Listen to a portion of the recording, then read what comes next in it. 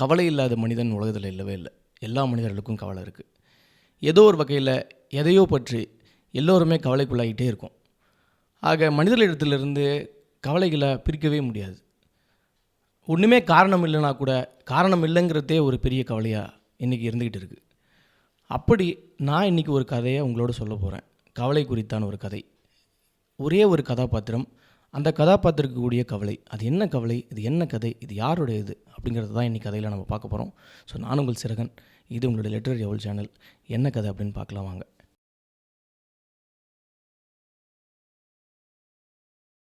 இந்த கதையில் ஒரு குதிரை வண்டி ஓட்டக்கூடிய ஒரு நபர், அவர் பேர் இயானோ. அவருடைய கவலையை தான் நான் இன்றைக்கி உங்களோட பகிர்ந்துக்க போகிறேன். ஒரு ரஷ்யாவினுடைய ஒரு மாலை பொழுதில் நல்ல பனி அப்படியே கட்டி கட்டியாக இறங்கிட்டு இருக்கிற நேரத்தில் ஒரு வெட்ட வெளியில் தன்னுடைய குதிரை வண்டியோடு படுத்துக்கிட்டு இருக்கார் இயானோ. தன் மீது அப்படியே பனி படர்ந்து நல்ல கட்டி கட்டியாக பனி படர்ந்து இருக்கிற நிலையில் தூங்கிட்டு இருக்கார். இது எதுவுமே பொருட்படுத்தாமல் இப்படி தன் மீது பனி படர்ந்து இருக்கக்கூடிய நிலையிலையும் ஒரு மனிதன் எதற்காக வெட்ட வெளியில் படுத்துட்டு இருக்கணும் அப்படின்னு நம்ம யோசிக்கலாம். அப்போ தன்னை போலவே தன் குதிரையும் அந்த பனி படர்ந்த ஒரு இரவில் அது வெட்ட வெளியில் தன் எஜமானரோடு நின்றுட்டுருக்கு. இப்படியான நேரத்தில் ஒரு நபர் தன்னை தட்டி எழுப்புறாரு. ஆனால் அவர் எழுந்திருக்கல, எந்த சலனமுமே இல்லை, அமைதியாக இருக்கார். திருப்பி அந்த நபர் நல்லா வேகமாக தட்டி ஒரு ஊர் பேர் சொல்கிறார். எழுந்திருக்கிறார். இந்த ஊருக்கு போகணும், வர முடியுமா அப்படின்னு கேட்குறாரு. அவர் ஒரு இராணுவ அதிகாரியாக இருக்கிறார். அவர் ஏதோ ஒரு அருகாமையில் இருக்கக்கூடிய ஒரு கிராமத்துக்கு போகணும்னு பார்க்குறார். அப்போது பாதி தூக்க கலக்கத்தில் அந்த குளிரினுடைய ஒரு கொடூரத்தில் எழுந்து சுயநினைவே இல்லாத ஒரு மனிதராக அந்த வண்டியை அங்கேருந்து ஓட்டிக்கிட்டு போகிறார். போகும் பொழுது அந்த வண்டி அந்த சாலையில் கரடு முரடாக ஒரு பாதைகளே இல்லாமல், தெளிவான ஒரு பாதை இல்லாமல் தன் இஷ்டம் போல் அந்த வண்டி ஓடிக்கிட்டு இருக்கு. அவரும் வயதானவர், அந்த குதிரையும் வயதான ஒரு குதிரையாக இருக்கிறதுனால ஒரு கட்டுக்கடங்காமல் அது பாட்டு அந்த இஷ்டத்துக்கு ஓடிக்கிட்டு இருக்கு. அதை அடக்கக்கூடிய நபர் இயானோவும் ஒரு அரை மயக்க நிலையிலே இருக்கிறார். இப்போ வழியில் போகக்கூடியவங்க எல்லாருமே கடுமையான சொற்களால் இயானோவை திட்டிக்கிட்டே இருக்கிறாங்க. என்ன வண்டி ஓட்டுற நீ, வலது பக்கம் போகுது, இடது பக்கம் போகுது அப்படின்னு கடுமையான வார்த்தைகளால் திட்டிக்கிட்டே இருக்கிறாங்க. அப்போது அந்த உட்கார்ந்துருக்கக்கூடிய நபரும், ஐயோ நாம் சரியான ஒரு ஒரு பைத்தியக்காரன் இடத்துல நம்ம மாட்டிக்கிட்டோமோ, நம்ம போகக்கூடிய அவசரத்தில் இப்படியான ஒரு வண்டியில் நம்ம மாட்டிக்கிட்டோமே அப்படின்னு மிகுந்த வருத்தப்படுறார். அப்போ கொஞ்ச நேரம் கழித்து தான் தன் பின்னாடி உட்காந்துருக்கக்கூடிய நபரை இயானோ திரும்பி பார்க்குறார். அந்த நபர், அப்பா நீ இவ்வளோ பொறுமையாக போனால் போய் சேர வேண்டிய இடத்துக்கு டைமுக்கு போய் சேர முடியாது போல இருக்குது, தயவுசெய்து கொஞ்சம் வேகமாக போ அப்படின்னு சொல்கிறார். அப்போ அந்த மனிதருடைய குரலை கேட்டுட்டு இயானோ சொல்கிறார், என்னுடைய மகன் 3 நாளைக்கு முன்னாடி இறந்து போயிட்டான் அப்படின்னு சொல்கிறார். ஓ ஐயோ அப்படியா, எப்படி இறந்தான் அப்படின்னு அந்த மனிதர் கேட்குறாரு. அவர் கேட்ட அந்த நொடியில் அந்த பதில் சொல்கிறதுக்கு முன்னாடி வேகமாக ஒரு வண்டி தனக்கு கிராஸ் பண்ணி திருப்பி ஒரு வசை சொல்லிவிட்டு அவனை திட்டிட்டு அந்த இடத்த விட்டு நகர்ந்து போன உடனே அந்த காட்சி அப்படியே மறந்து போகுது. ஆக இப்படியாக அந்த முதல் பயணி, அந்த அதிகாரி, அவர் போக வேண்டிய இடம் வந்தடைகிறாங்க. இப்படியான ஒரு கலைபுரங்களுக்கு நடுவில் வந்தடைகிறாங்க. அப்போ அந்த இறக்கிட்டு தன்னுடைய அந்த குறைந்தபட்ச ஒரு தொகையை வாங்கிட்டு அவர் அந்த இடத்துல நிற்கும் பொழுது 3 ஆண்கள் அந்த இடத்துல அடுத்த சவாரிக்காக கேட்குறாங்க. அதில் 2 உயரமான மனிதர்களும் ஒரு குள்ளமாக கூன் விழுந்த ஒரு நபரும் சேர்ந்த 3 பேர் கேட்குறாங்க. இந்த ஒரு ஊர் பேர் சொல்லி அந்த பாலத்துக்கு அருகே போகணும் அப்படின்னு சொல்லி 3 பேருக்கு சேர்த்து 20 கோப்பகுகள் நான் உனக்கு தரேன் அப்படின்னு அந்த நபர்கள் சொல்கிறாங்க. அப்போ 20 கோப்பகுகள் என்பது மிகுந்த குறைவான ஒரு தொகையாக இருக்கிறதா மனசுக்குள்ளே இயானோ நினச்சிக்கிறாரு. 1 ரூபில் 5 கோப்பகுகள் அது ஆகும். ஆனால் இப்போதைக்கு நிலைமைக்கு நம்மக்கிட்ட எந்த பணமுமே இல்லாத ஒரு நிலையில் இந்த 20 கோப்பகுகள் என்பது மிகப்பெரியது. ஏன் 5 கோப்பகுகள் கூட மிகப்பெரியதாக இருக்கும். அதனால் தன் மனதில் நம்ம போகலாம் அப்படின்னு அவர் நினச்சிக்கிறாரு. ஆனால் அந்த வண்டி 3 பேர் போகிறதுக்கான வண்டி இல்லை, 2 பேர் தான் உட்காந்து போக முடியும். அப்போது இந்த 3 பேருக்குள்ளே சண்டை நடக்குது. யார் உட்கார்றது அந்த இடத்த பிடிக்கிறதுல அந்த 2 உயரமானவர்களுக்கும் ஒரு குள்ளமானவருக்கும் மிகப்பெரிய ஒரு சண்டை நடந்துக்கிட்டே இருக்குது. கடைசியில் இந்த 2 உயரமானவர்கள் உட்காந்துட்டு அவங்களுக்கு மேலே அந்த குள்ளமான அந்த கூன் விழுந்த மனிதர் உட்காந்துக்கிறார். இப்படியாக அந்த வண்டி நகர ஆரம்பிக்குது. அந்த வண்டி ஒரு குலுங்கலாக ரொம்ப பொறுமையாக போயிட்டு இருக்கிற அந்த நேரத்தில் அந்த குள்ளமான மனிதர் மிகுந்த வசை சொற்களாக பேச ஆரம்பிக்கிறார். கடுமையாக திட்ட ஆரம்பிக்கிறார். என்ன வண்டி ஓட்டுற நீ, என்ன இது வண்டியை நீ, என்ன உனக்கு என்ன அறிவு இல்லையா அப்படின்னு இப்படி கடுமையான சொற்களை அவர் பேசிக்கிட்டே வர்றார். பேசிக்கிட்டே வரும் பொழுது அதுக்கு எதுவுமே பதில் சொல்லாமல் அந்த இளைஞர்கள் இருக்கக்கூடிய அவங்க மகிழ்ச்சியாக இருக்கக்கூடியதை நினைத்து யானோ வந்து சந்தோஷப்படுறாரு, சிரிச்சுக்கிட்டே வண்டியை ஓட்டுறாரு. நீ என்னடா லூஸா நீ, நான் என்ன பேசிக்கிட்டு இருக்கிறேன், நீ இதெல்லாம் பண்ணாமல் நீ சிரிச்சுக்கிட்டு இருக்கிய என்ன நீ அப்படின்னு சொல்லி திருப்பி கடுமையான சொற்களால் பேச ஆரம்பிக்கிறான்.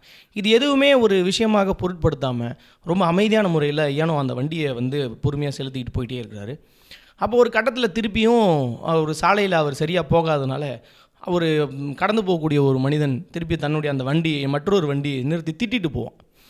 அப்போ அந்த நேரத்தில் திரும்பி பார்க்கும்பொழுது திருப்பி யானோ வந்து அவராக வந்து அவரிடத்துல தனக்கு நேர்ந்த அந்த துக்கத்தை வந்து சொல்லணும் அப்படின்னு நினைப்பார். அந்த துக்கம் என்னென்னா, முன்னர் வந்த பயணிகிட்ட சொல்ல அவர் ஆரம்பித்த மாதிரியே இவங்ககிட்டையும் என்னுடைய மகன் இறந்து போயிட்டான் அப்படின்னு சொல்லுவான்.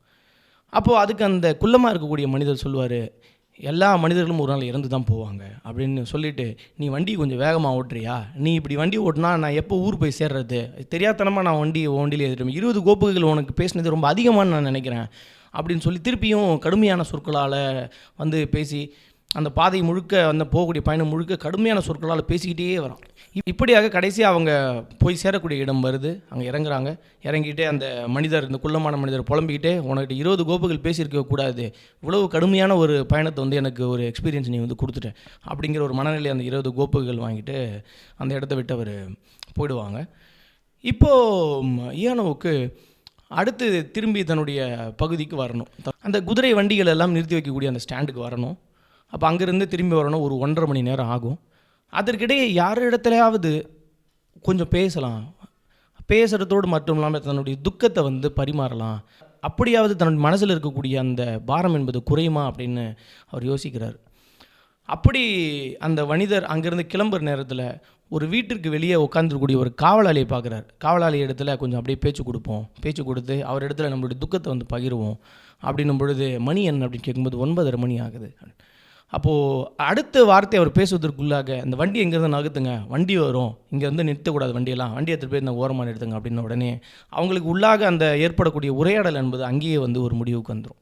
இப்படியாக தன்னுடைய பேச்சுக்கு எந்த மனிதருமே காது கொடுத்து கேட்கலையே அப்படின்ற அந்த வருத்தம் வந்து அவருக்கு ஏற்பட ஆரம்பிக்கும். திருப்பி அங்கேருந்து 1.5 மணி நேரம் அந்த பயணப்பட்டு தன்னுடைய அந்த குதிரை வண்டிகள் நிறுத்தக்கூடிய அந்த ஸ்டாண்டுக்கு வந்து அவங்க வருவாங்க. வந்து அங்கே நிறுத்திட்டு தன்னுடைய குதிரைக்கு ஓட்ஸ் கலந்து கொடுக்கக்கூடிய உணவு கொடுக்கறதுக்கான பணமும் தன்னிடத்தில் இல்லை. தன்னுடைய பசிக்கும் தன்னுடைய குதிரையினுடைய பசிக்குமே தீர்க்கக்கூடிய அளவுக்கான வருமானம் என்பது இல்லை அப்படிங்கிறது எனக்கு மிகப்பெரிய கவலையாக இருக்குது. எனக்கும் உணவில்லை, எனக்கு உழைத்து போடக்கூடிய அந்த குதிரைக்கும் பணம் இல்லை அப்படின்ற அந்த நிலை வந்து எனக்கு ரொம்பவே என்னை வந்து ஒரு கவலைக்குரிய ஒரு மனுஷனாக என்னை மாற்றுது அப்படின்னு ரொம்ப வருத்தப்படுறார். அந்த நேரத்தில் அந்த குதிரை வண்டிகளை நிறுத்தி வச்சுருக்கக்கூடிய அந்த ஸ்டாண்டில் ஒரு ஓரமாக ஒரு இளைஞன் தூங்கிட்டு இருக்கான். அவன் எழுந்து வந்து நேராக ஒரு தண்ணி கோவலையை வந்து பார்க்குறான். பார்த்த உடனே ஐயானா சொல்கிறார், என்னப்பா தண்ணி வேணுமா, தாகமாக இருக்கா அப்படின்னு கேட்குறாரு. ஆமாம் உடனே அந்த தண்ணி கோவலை எடுத்து அவனை கூட்டிக்கிறார். இந்தா உன்னுடைய தாகம் வந்து தீரட்டும் அப்படின்னு நான் வந்து பிரார்த்திக்கிறேன் அப்படின்னு அவர் சொல்கிறார். சொல்லிவிட்டு அவனிடத்தில் வந்து ஒரு பேச்சை வந்து உரையாடலை வந்து ஆரம்பிக்கணும் அப்படின்னு அவருக்கு தோணுது. இவனாவது இப்போ நம்மளுடைய துக்கத்தை வந்து கேட்க மாட்டானா, என்னுடைய மகன் இறந்து போயிட்டான் காய்ச்சலால் 3 நாளுக்கு முன்னாடி அப்படின்ன உடனே அந்த மனிதர் தன்னுடைய அந்த தாகத்தை தீர்த்துக்கிட்டு அந்த குவளை அங்கே ஓரமாக வச்சுட்டு திருப்பி நேராக அவர் எங்கே தூங்கிட்டு இருந்தாரோ அங்கேயே போயிட்டு போர்வையை போத்திக்கிட்டு திருப்பியும் தூங்கிடுறார். அப்போது ஏனோவுக்கு தோணும், அந்த மனிதன் எப்படி தண்ணி தாகம் வந்து ஏற்பட்டு அந்த தண்ணியை குடித்த உடனே தன் தாகம் தீர்ந்ததோ அதை போலவே நான் என் மனசில் இருக்கக்கூடிய என்னுடைய வலியை நான் யார் இடத்துலையாவது நான் இறக்கி வச்சிட்டோம்னா என்னுடைய தாகமும் தீர்ந்து போயிடாதா அப்படின்னு அவருக்கு அந்த இடத்துல தோணுது. அப்போ தன்னுடைய மகன் இறந்து போன அந்த விஷயம் கூடவே தன் மகள் அவரை விட்டுட்டு வந்து தன் மகளை பற்றிய ஒரு பிரிவு, அந்த வலி, ரொம்ப வயது முதிர்ந்த என்னை புதைக்க வேண்டிய இடத்துல என்னுடைய மகனை நான் புதைக்க வேண்டிய ஒரு நிலைமை எனக்கு வந்துருச்சு அப்படிங்கிற ஒரு வலி அவருக்குள்ளே அழுத்திக்கிட்டே இருக்குது. அப்போ யார் இடத்துலையாவது நான் இது சொல்லணுமே, சொன்னால் தானே என்னுடைய மனசில் இருக்கிற பாரம் குறையும். அப்போ யாருமே நம்முடைய பேச்சை வந்து கேட்க மாட்டிருக்காங்களேங்கிற ஒரு மன அழுத்தம் அவருக்குள்ளே போட்டு அழுத்திக்கிட்டே இருக்கும் அவருக்குள்ளே இந்த விஷயம். அப்போது கடைசியாக தன்னுடைய குதிரை இடத்துல போவார். அந்த குதிரை இடத்துல, உனக்கு இன்றைக்கி போடுறதுக்கு ஓட்ஸ் இல்லை, உனக்கு இன்றைக்கி தண்ணியும் புல்லும் தான் இருக்குது, நீ இதை சாப்பிட்டுக்கணும் அப்படின்னு சொல்லி அந்த வயதான அந்த குதிரை இடத்துல ஒரு புல் கட்டை எடுத்துகிட்டு வந்து வச்சு தண்ணியை எடுத்துகிட்டு வந்து வைக்கும் பொழுது அந்த குதிரையினுடைய கண்கள் அப்படியே பளபளக்க மினுமினுக்கிற ஒரு நிலையில் இருக்கும்.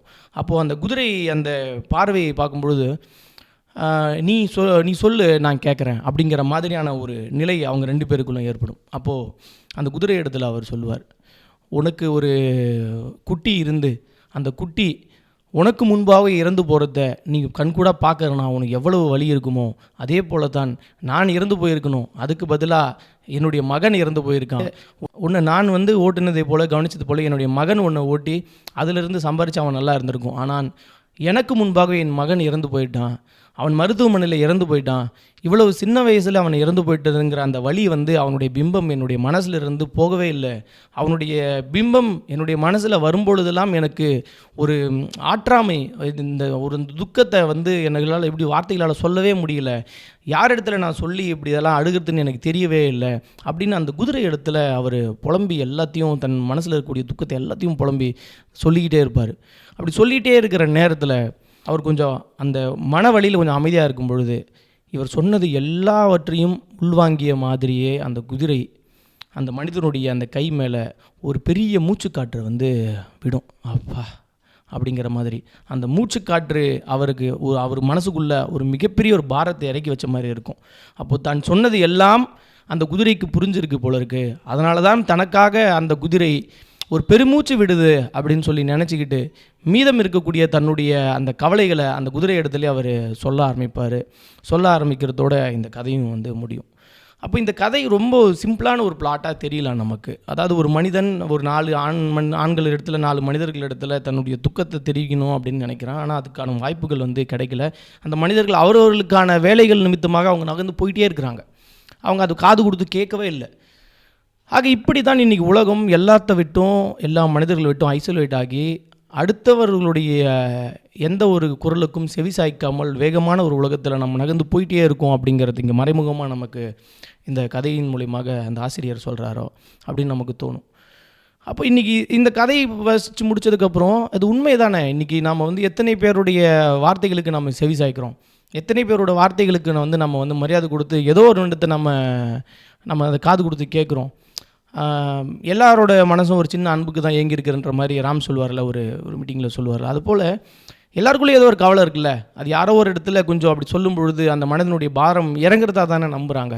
அதுக்காக நாம் செவி சாய்க்கக்கூடிய ஒரு நபராக கூட நாம் இல்லையே அப்படின்னும் பொழுது இந்த கதை இப்படி அந்த ஒரு மனிதனுடைய மன ஓட்டத்தில் அவன் எவ்வளவு மன துக்கத்தில் இருக்கிறான், அந்த துக்கத்தை அவன் எப்படியாவது இறக்கி வைக்கணும்னு நினைக்கும் பொழுது இது அந்த மனிதன் இயானோங்கிற ஒரு மனிதனுக்கு மட்டும் பொருந்தி போகிற ஒரு விஷயம் இல்லை. இது உலகத்தில் இருக்கக்கூடிய எல்லா கவலைகள் இல்லை, இருக்கக்கூடிய எல்லா மனிதர்களுக்கும் இது பொருந்தி போகிற விஷயம். யாரோ ஒருவர் செவி சாய்க்கக்கூடிய இடத்துல அந்த மனிதனுடைய பாரம் அந்த நேரத்திலேயாவது கொஞ்சம் இறங்கி அவன் அந்த இடத்துல கொஞ்சம் இலகி போனவனாக இருக்கான், தன்னுடைய துக்கம் அந்த இடத்துல கொஞ்சம் குறைந்து போனவனாய் அந்த துக்கம் எடை குறைந்து போனவனாக அவன் உணர்றதுன்றது ரொம்ப முக்கியமான ஒரு விஷயம்.